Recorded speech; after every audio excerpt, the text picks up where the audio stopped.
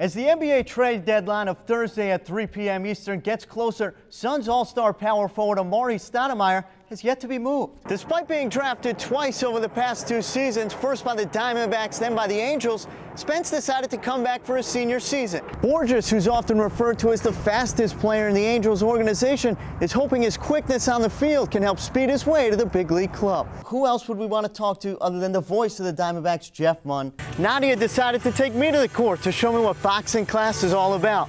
I got news for you. Seems to be paying off.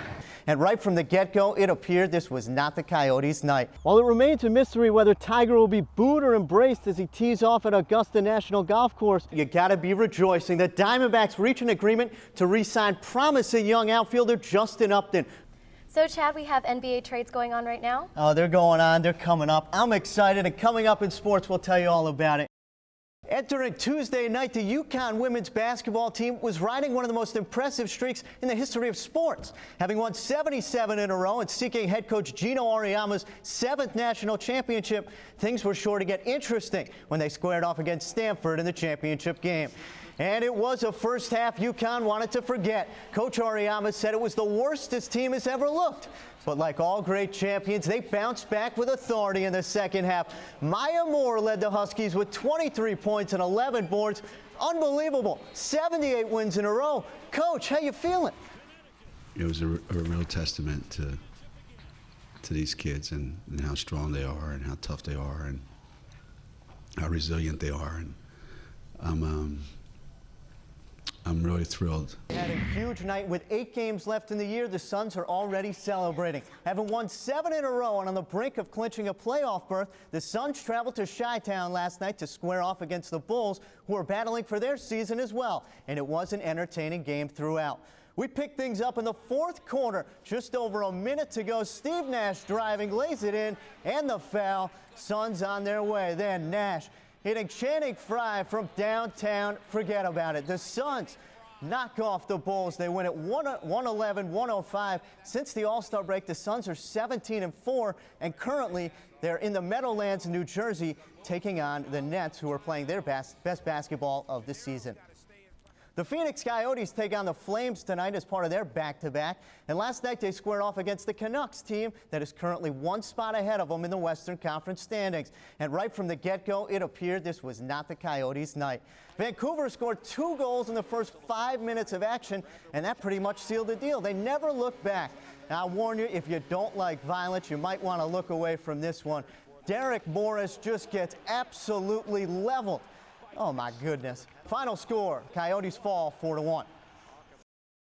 Arcadia Titans head football coach Jim Ellison has always had a passion for coaching. After having 25 successful years as a JV and assistant coach, Ellison decided to become the Titans varsity leader in 2008. Just the challenge of being, I enjoyed being an assistant and I enjoyed being a head varsity coach, but at some point I wanted to run a program. After working at Motorola for many years, Ellison decided to go back to school to become a certified teacher, just so he would have the opportunity to be a head coach.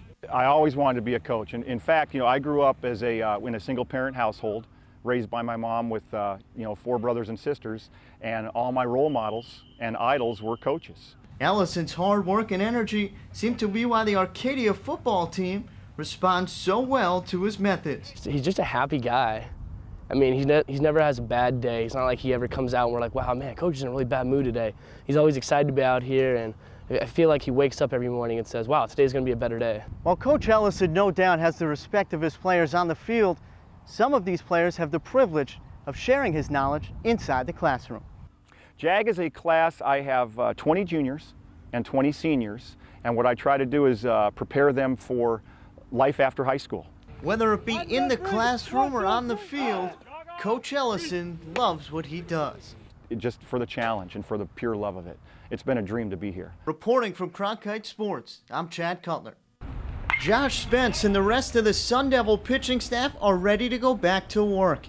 The theme around the clubhouse, it's all about the team. No one's bigger than the team, so as long as I just play my part, and if I get 10 wins, if that's what we need, then that's what we need. If I get 12, that's what we need. If we only need me to get 3, then I'll get that 3.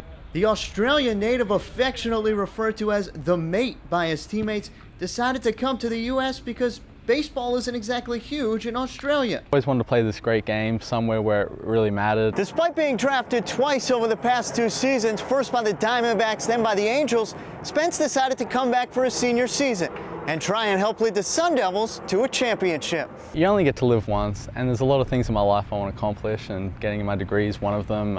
Fulfilling a national championship at Arizona State is another. And while I asked Spence if he would have made the same decision knowing 15-year coach Pat Murphy would not be returning, well, ASU and Spence felt some things are better left unsaid. You had your old coach. He's not going to talk about Murphy stuff. No? Would you have still made that decision? We're not going to do that at all. Sorry, I can't comment on that. New coach or old, it seems the 2010 Sun Devil baseball team is setting their expectations at a high level. Reporting for Cronkite Sports, I'm Chad Cutler. You may not know much about it, but the sport of rowing is becoming big time. The 9th annual Desert Sprints rowing event held at Tempe Town Lake has seen the number of athletes increase virtually every year. So over the past 2 years, we've gone from 224 participants to 530 this year. Golf's got coordination, football's got toughness, and basketball's got agility.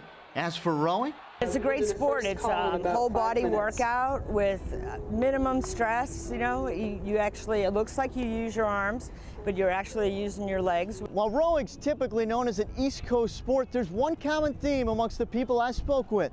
Its popularity is growing, especially here in Arizona. Oh, this is huge. Rowing is fairly new here in Arizona. It's established in other parts of the country, but no one realizes what type of facilities we have here and what type of weather we have. So as athletes like the ASU crew team commit to preparation and execution, does that mean it's as cutthroat off the water? No, not at all. But we do try. There is a competitive spirit around here. What's really good though, when it's all done, everybody here are just good friends. Good friends or not, every crew member relies heavily on the aspect of teamwork. Reporting for Cronkite Sports, I'm Chad Cutler.